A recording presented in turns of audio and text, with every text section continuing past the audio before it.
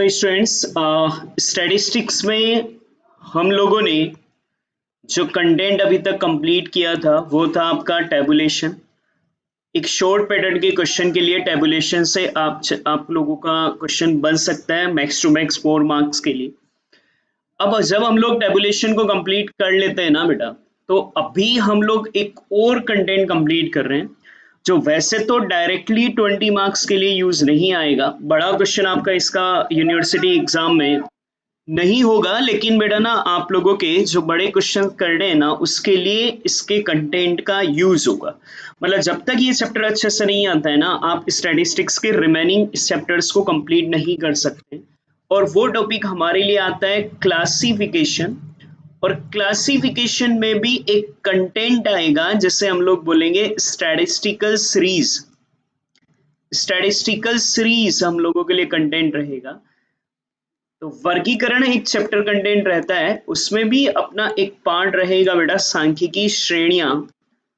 सांख्यिकी श्रेणियां, जब तक ये सांख्यिकी श्रेणियां नहीं पढ़ोगे ना बेटा, तब तक आप लोग स्टैटिस्टिक्स में आगे के चैप्टर्स को अच्छे से नहीं कर सकते हो। तो बहुत एसेंशियल हो जाता है, बहुत मस्ट हो जाता है कि आपको स्टैटिस्टिकल सीरीज बहुत अच्छे से आता हो। तो आज मैं आपको एक छोटा कंटेंट कंप्लीट करा रहा हूँ, वो रहेगा हमारे लिए क्लासिफिकेशन। हमें वैसे जो इम्पोर्टेंट पार्ट है ना बेटा, वो क्लासिफिकेशन में आप लोगों का स्टैटिस्टिकल सीरीज इंपॉर्टेंट है, बट उससे पहले हम लोग आज जो स्टडी कर रहे हैं ना बेटा, वो क्लासिफिकेशन की स्टडी करेंगे कि मेन क्लासिफिकेशन क्या होता है, और देन आफ्टर कल हम लोग स्टैटिस्टिकल सीरीज पर आएंगे।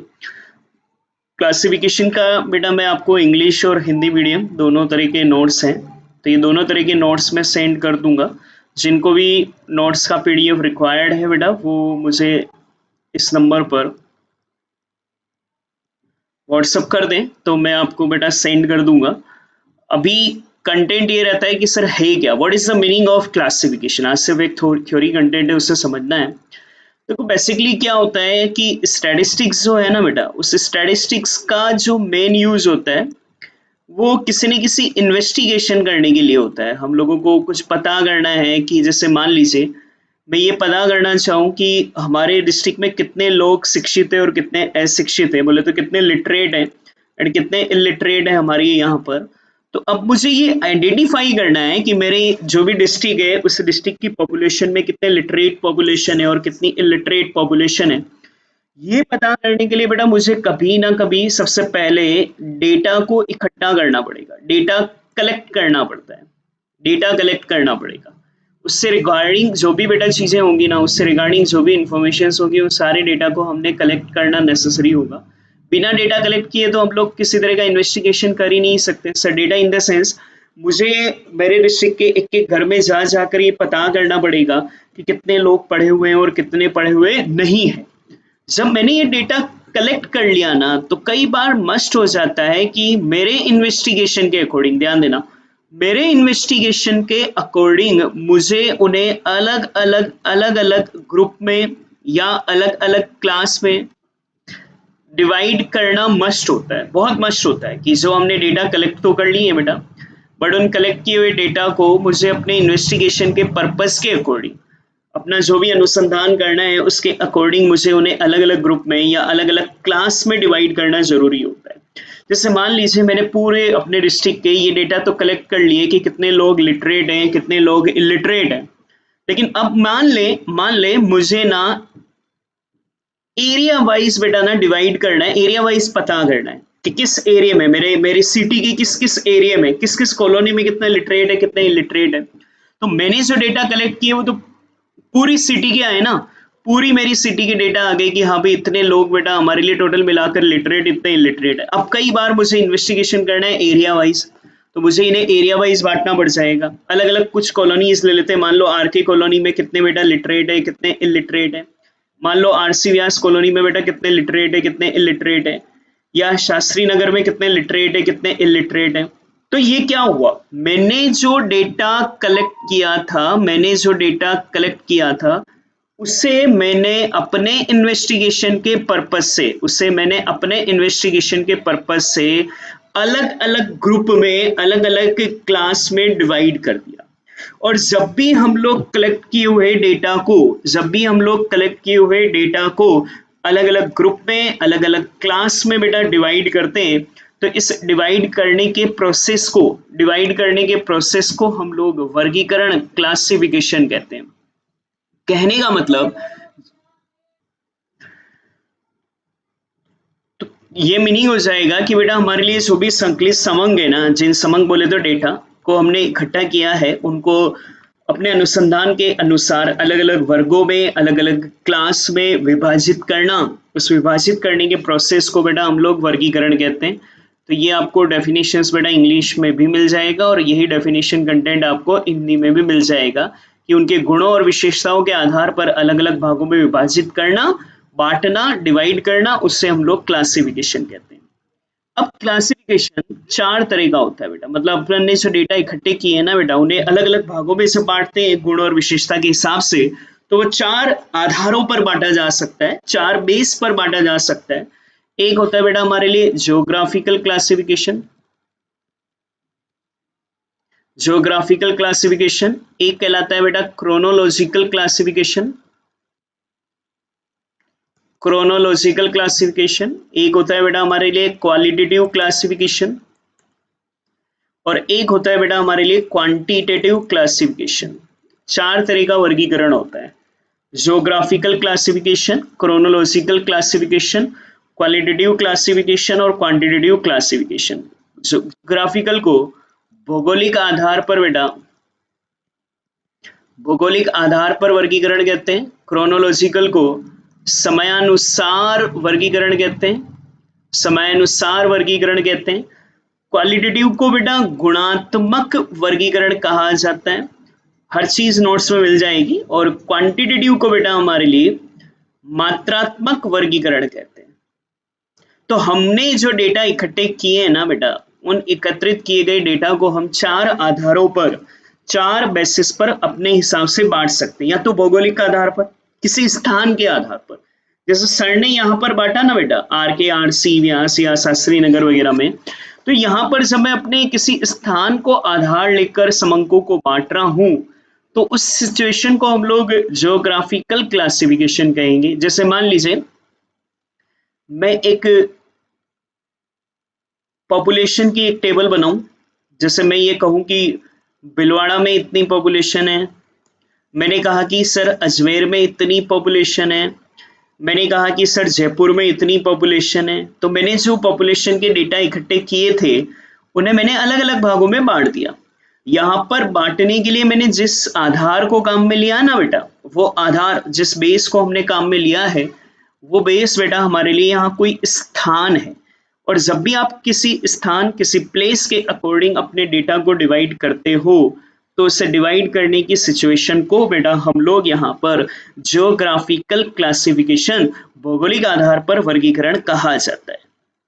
लेकिन वहीं अगर मैं यहाँ पर टाइम के अकॉर्डिंग डेटा को डिवाइड करूं, मान लीजिए जयपुर सिटी का मैंने, मान लीजिए आपकी जो भी सिटी, उस सिटी का मैंने ना ईयर वाइज पॉपुलेशन को दिखाया। किसके आधार पर बेटा? ईयर के आधार पर, वर्ष के आधार पर मैं वहां पर अपनी पॉपुलेशन को दिखाऊं कि 1991 में, या यूं कहूं कि 1981 में पॉपुलेशन इतनी थी, 1991 में पॉपुलेशन इतनी थी, 2001 में पॉपुलेशन इतनी है, 2011 में पॉपुलेशन इतनी है। यहाँ मेरा जो जगह है, उस जगह पर बेटा मैंने यहाँ पर डिवाइडेशन जो करा है, मेरी जो पॉपुलेशन जो थी, उस पॉपुलेशन को मैंने यहाँ पर जिस आधार पर बांटा है ना, वो बेस बेटा अब मेरे लिए यहाँ पर वर्ष है, ईयर है। तो जब भी हम लोग किसी समय के आधार पर, टाइम बेसिस पर, when data are classified according to some time period, एकत्रित किए गए डेटा को किसी समय के आधार पर विभाजित किया जाए, तो उससे हम लोग बेटा ना यहाँ पर समयानुसार वर्गीकरण कहते हैं। वो समय हमारे लिए वर्ष हो सकता है, ईयर, दिन हो सकते हैं, कोई समय की कोई भी अवधि हो सकती है, महीना, 15 दिन हो सकते हैं, 6 महीनों के हिसाब से, किसी भी बेसिस पर हम लोग उन्हें यहाँ पर बांट सकते हैं। तो जब भी किसी समय के आधार पर बांटे, तो उसे समयानुसार क्रोनोलॉजिकल क्लासिफिकेशन कहते हैं। फिर आता है बेटा हमारे लिए क्वालिटेटिव क्लासिफिकेशन। यदि एकत्रित किए गए समंकों को किसी गुण के आधार पर, किसी क्वालिटी के आधार पर विभाजित किया जाए, जब भी हमने जो समंक एकत्रित किए ना बेटा, उन समंकों को अगर आप किसी क्वालिटी के आधार पर डिवाइड करो तो उससे हम लोग क्वालिटेटिव क्लासिफिकेशन कहेंगे। When collected data are classified according to their qualities then it is called qualitative classification। कोई भी गुण हो सकता है, जैसे मान लीजिए मैंने इस पॉपुलेशन में डिवाइड कर दिया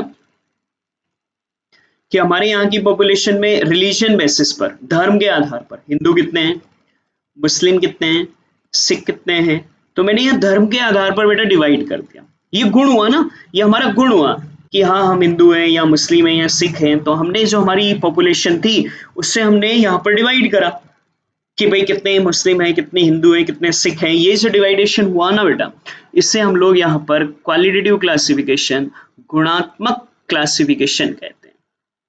और वहीं लास्ट हमारे लिए आता है जिसको कहते हैं quantitative classification. When collected data are classified according to some quantity basis, quantity किसी मात्रा के आधार पर हम लोग डिवाइड करें, तो जब किसी मात्रा के आधार पर डिवाइड करें ना तो उसे क्वांटिटेटिव बेसिस कहते हैं। जैसे मैं ये कहूँ मेरे सिटी की पॉपुलेशन में कितने लोग ऐसे हैं जो 1 लाख से कम कमाते हैं, कितने लोग ऐसे हैं जो 1 लाख से लेकर 5 लाख कमाते हैं, कितने लोग ऐसे हैं जो 5 लाख से ज्यादा कमाते हैं। यहाँ पर मैंने अपनी यहाँ की पॉपुलेशन को जो डिवाइड किया है वो डिवाइड बेटा ना मैंने यहाँ पर किसी मात्रा के आधार पर करा है। ये क्वांटिटी है, क्वांटिटी है बेटा, तो इससे हम लोग क्वांटिटेटिव क्लासिफिकेशन कहेंगे। तो एकत्रित किए गए समंकों को 4 भागों में विभाजित किया जा सकता है, 4 आधार पर डिवाइड किया जा सकता है। एक आता है भौगोलिक आधार पर, जियोग्राफिकल। जैसे मैं कहूँ कि हमारी स्कूल में जितने भी बंदे रहते हैं, हमारी क्लास में जितने भी स्टूडेंट्स पढ़ रहे हैं उनमें से कितने स्टूडेंट्स राजस्थान से हैं, कितने यूपी से हैं, कितने बिहार से हैं। तो यहाँ पर मैंने अपने यहाँ पढ़ने वाले स्टूडेंट्स को जो डिवाइड किया है बेटा, वो डिवाइडेशन मेरे लिए किसी स्थान के आधार पर हुआ है। वहीं अगर मैं डिवाइड करूं ऐसे ऐसे कितने स्टूडेंट हैं जिन्होंने जुलाई में एडमिशन लिया, ऐसे जिन्होंने अगस्त में एडमिशन लिया, जिन्होंने सितंबर में एडमिशन लिया। यहाँ पर जो मैंने डेटा को डिवाइड किया है वो किसी समय के आधार पर करा है। वहीं मैं कहूँ कि मेरे जो भी स्टूडेंट्स हैं उनमें से कितने हिंदू हुए, कितने मुस्लिम हैं, कितने सिख हैं, कितने ईसाई हैं, तो यहाँ पर जो डिवाइड किया है बेटा वो हमारे लिए यहाँ पर धर्म के आधार पर, गुण के हिसाब से इसे क्वालिटेटिव कहेंगे। वहीं क्वांटिटेटिव, ऐसे कितने स्टूडेंट्स हैं जिनकी एज बिलो 15 है, मान लो ऐसे स्टूडेंट्स जिनकी एज 15 से लेकर 20 है और ऐसे स्टूडेंट्स जिनकी एज अबव 20 है। तो यहाँ पर मैंने किसी मात्रा के आधार पर बेटा ना यहाँ पर डिवाइडेशन ले लिया है, इसे हम लोग क्वांटिटेटिव क्लासिफिकेशन कहेंगे। तो ये आप लोगों का वर्गीकरण का कंटेंट, पर ये उतना इंपॉर्टेंट नहीं है। हमारा मेन काम का जो है बेटा टॉपिक वो हम कल से स्टार्ट करेंगे, वो रहेगा स्टैटिस्टिकल सीरीज। ये नोट्स जो मैं आपको सेंड करूंगा ये विथ एग्जाम्पल, एक एक चीज दे रखी होगी आपको, एक एक एग्जाम्पल के साथ आपको सारा कंटेंट मिलेगा। इससे आप लोग कंप्लीट करेंगे जो भी आपका मीडियम है उसके अकॉर्डिंग। और कल से मैं स्टैटिस्टिकल सीरीज हर पूरा एग्जाम्पल सहित आपको दिया हुआ है यहाँ पर, कल से हम लोग स्टैटिस्टिकल सीरीज को स्टार्ट करेंगे। तो ये कंप्लीट करना बेटा अच्छे से, रिमेनिंग हम लोग कल करते हैं।